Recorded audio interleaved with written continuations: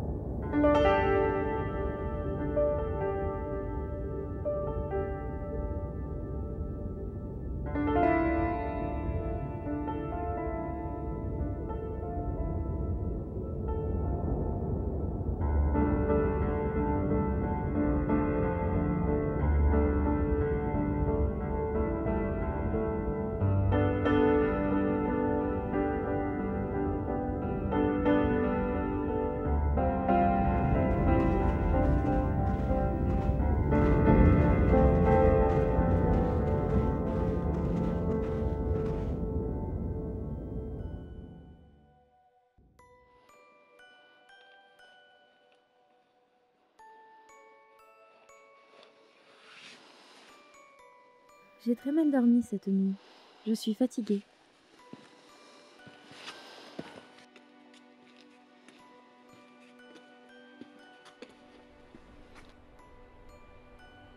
Faut-il vraiment y aller? Après tout, s'il était entendu qu'il était approprié de se promener seul, sans baudrier, dans le fond des vallées, vous promèneriez-vous, seul pour autant?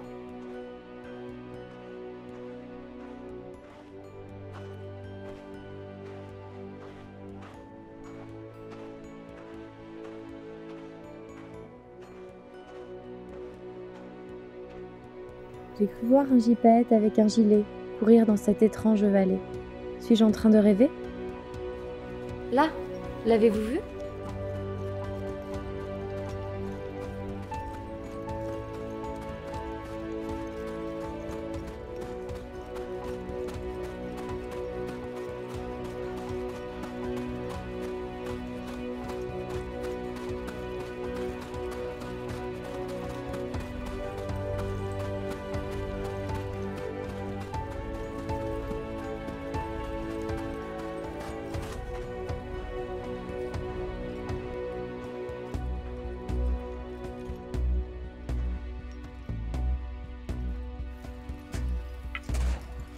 Salut!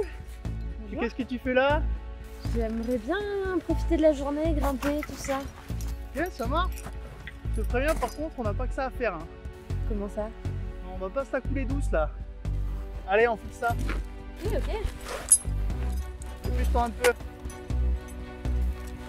Tu sais faire? Ouais. Bon, ça va alors. Passe un peu. Hein. Regarde, on va tout là-haut. Ça commence à fondre. Ouais. Faut pas traîner là, ok? Ok. C'est parti.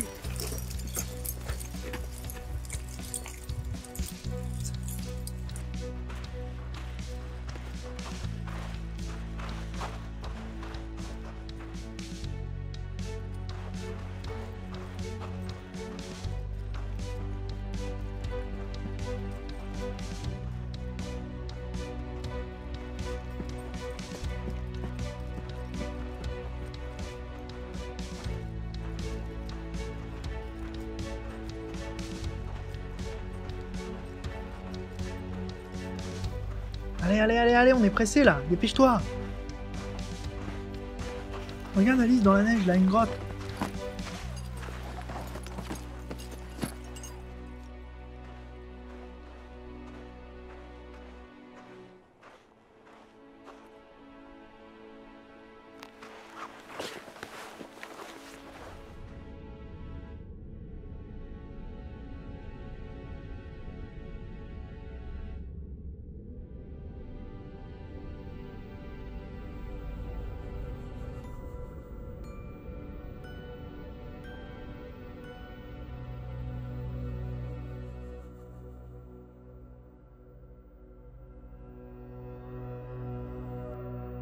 Le temps, déjà, c'est une sécurité.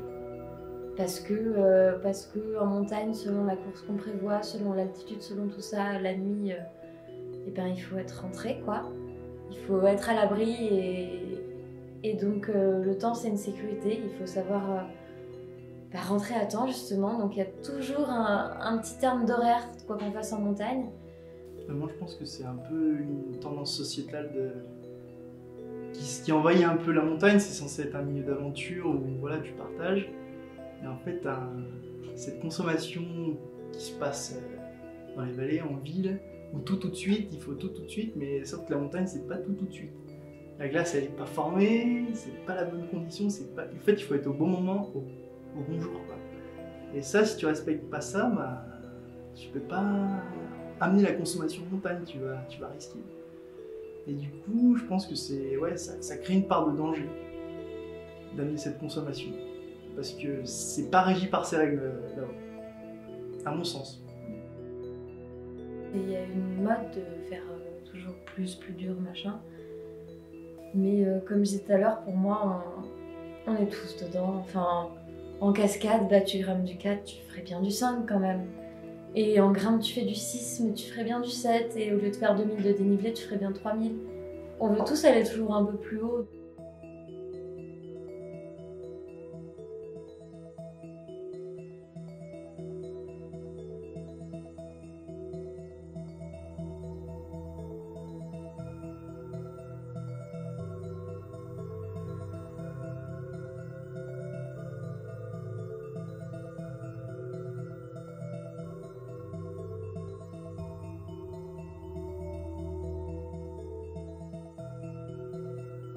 Il y a des moments de spectacle, où là on est en partage avec le public. Et là, la montagne, c'est différent de tout ça en fait. Parce qu'il n'y a pas de public, c'est un tournage, mais tu es à nouveau seul avec ton agré et à la fois avec la nature. Et du coup, pour moi, en tout cas, sur ces dernières expériences, là, ça a été des moments très forts de... vraiment de plaisir sur l'agré, où je suis pas là ni pour le public, ni pour l'entraînement parce que je dois y être, je suis juste là pour m'amuser et profiter de cet instant magique, quoi. Vraiment magique. Ouais.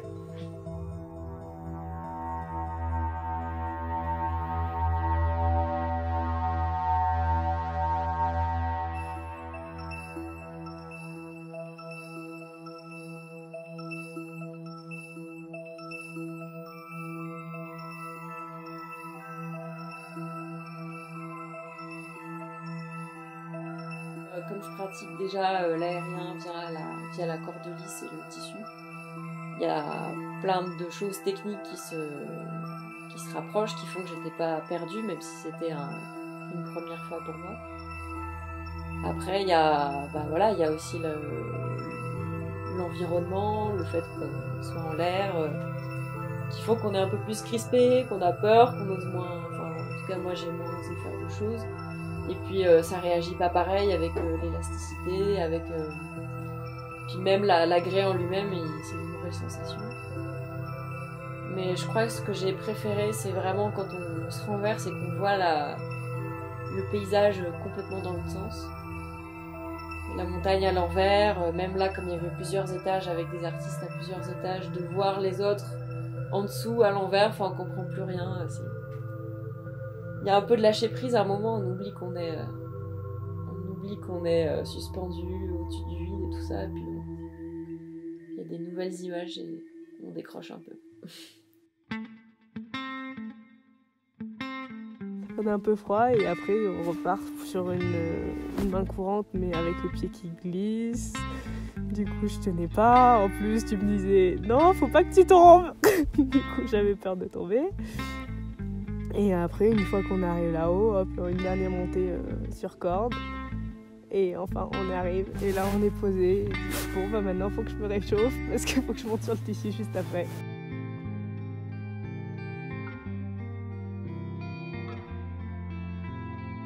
On est dans ce milieu avec des gens avec qui, bah, forcément, tout de suite, on crée des liens, on s'entend bien, on parle. Pour faire des folies en l'air. c'est fou et c'est vraiment une expérience géniale, exceptionnelle, et je pense qu'on peut pas retrouver. Ça m'étonnerait qu'il y ait quelqu'un d'autre qui vienne me demander tu pourrais pas venir faire du tissu devant une cascade de glace un jour dans ma vie, quoi. Donc c'est vraiment exceptionnel et unique, je pense.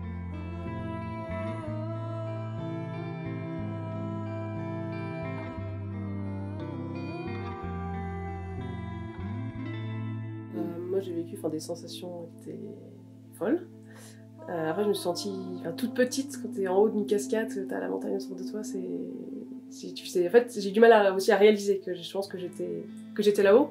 T'es sur la grève, t'es concentré, t'as l'adrénaline et tout, et je pense que j'ai pas encore réalisé. Je pense que quand je verrai les images, quand je verrai les vidéos, je me dirai waouh, quand même, ouais, c'était vraiment quelque chose. Là sur le moment j'essaie de faire mon truc, hop, j'accroche ma longe, je fais ça, je me retrouve sur la grève, je fais mes figures, c'était top, et puis de pouvoir être à côté d'artistes professionnels, parce que je suis pas non plus professionnelle, je suis amatrice en cirque, et du coup c'était top de pouvoir participer à cette aventure et de pouvoir faire partie de ce spectacle, et de mélanger les personnes de différents horizons, différents niveaux, dans un cadre aussi fou et exceptionnel. Une différence que j'ai ressentie entre le cirque dans un chapiteau et le cirque au milieu de la cascade dans la montagne, c'était surtout que dans un chapiteau, on est là pour le public. Alors on est là pour le plaisir aussi, mais on fait un numéro pour le public. Alors que dans la cascade, on est un peu nous-mêmes le public, puisque on a le paysage de la montagne tout autour de nous, qu'on admire, qui est vraiment si grand qu'on se sent vraiment tout petit là-haut. On tourne la tête à droite, au-dessus, en dessous, et là on voit tous nos copains qui font du cirque dans les agrès, on voit les cadreurs, on voit Thibaut qui explique un peu aux autres quel plan faut tourner, ceux qui préparent le thé chaud en bas, et c'est vraiment une expérience et une atmosphère qui paraît un peu surréaliste sur le moment.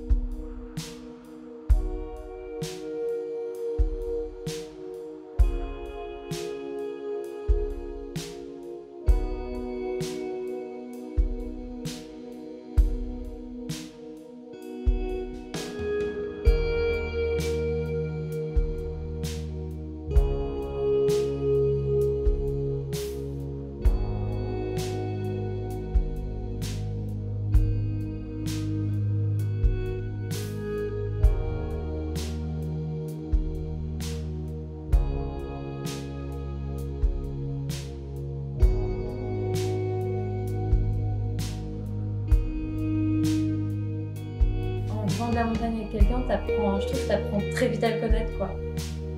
Tu réagis instinctivement, donc forcément, c'est trop qui ressortent et ça, tu peux pas cacher.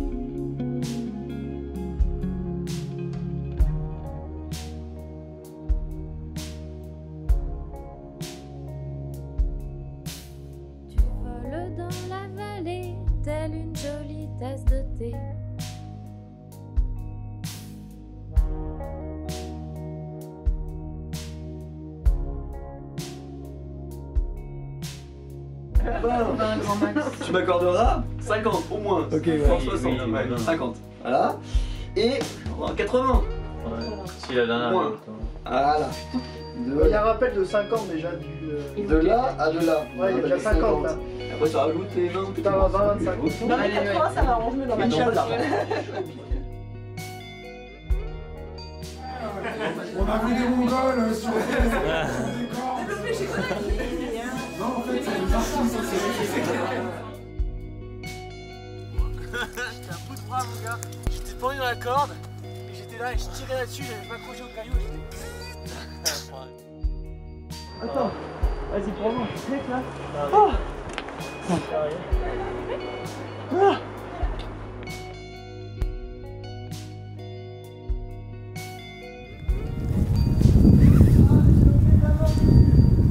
T'as dit quoi? C'est l'omelette, la mort qui